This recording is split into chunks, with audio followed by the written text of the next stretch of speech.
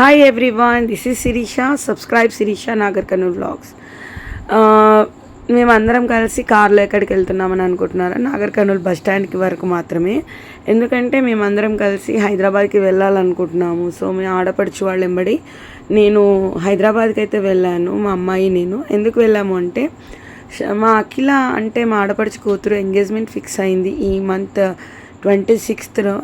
So దానికి కొంచెం shopping ఉంది, నన్ను తోడుగా రమ్మంటే నేను కూడా వాళ్ళ వెంబడైతే వెళ్ళానండి.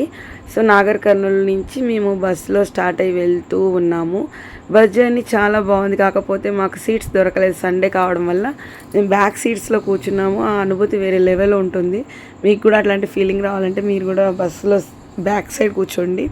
అసలు మేము అక్కడ హైదరాబాద్లో దిగిన తర్వాత మమతా దర్శిని హోటల్, అది ప్యూర్ వెజిటేరియన్ హోటల్. నాకు చాలా ఇష్టం. నా మ్యారేజ్ అయినప్పటి నుంచి నేను మమతా దర్శినిలో హైదరాబాద్లో ఉండేవాళ్ళం కాబట్టి మమతా దర్శినిలో బస్ దిగిన తర్వాత మమతా దర్శినిలో తిని వెళ్ళేదాన్ని.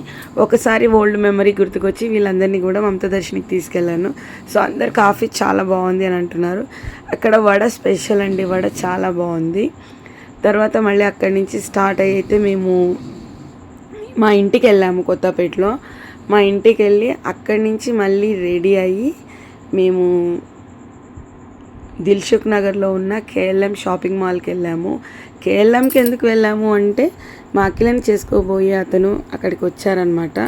సో మేము ఇక్కడికి కూడా మేము చేసింది ఏంటంటే ఇక్కడ కూడా ఫ్రీ బస్లోనే వెళ్ళాము. We enjoyed a lot with free bus అనమాట. అసలు రూపాయి ఖర్చు లేకుండా హైదరాబాద్ మొత్తం తిరగొచ్చు అని తెలుసుకున్నాను ఫస్ట్ టైం. నేను ఎప్పుడు వెళ్ళలేదు.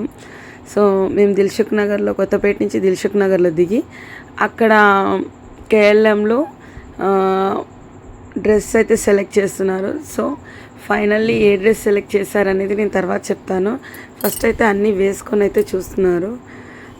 నాకైతే అక్కడ ఉన్న అన్ని డ్రెస్సెస్ నచ్చాయి. మరి వీళ్ళకేం నచ్చాయో ఎంగేజ్మెంట్ వ్లాగ్లో మీరు చూద్దరు. కానీ కేఎల్ఎం షాపింగ్ అయిపోయిన తర్వాత కిందికి వచ్చి మేము బట్టల కోసం వెయిట్ చేస్తున్నప్పుడు వీళ్ళిద్దరు దిగిన ఫోటో. మరి అక్కడి నుంచి మళ్ళీ బేగం బజార్కి అయితే మేము వెళ్తూ ఉన్నాము ఆటోలో. అసలు బేగం బజార్లో నేను షూట్ చేద్దాము అంటే అక్కడ నేను ఫోన్ షూటింగ్ అని పెడితే ఎవరొకరు కొట్టేసేటట్టే ఉన్నారు, అంత జనాలు ఉన్నారు.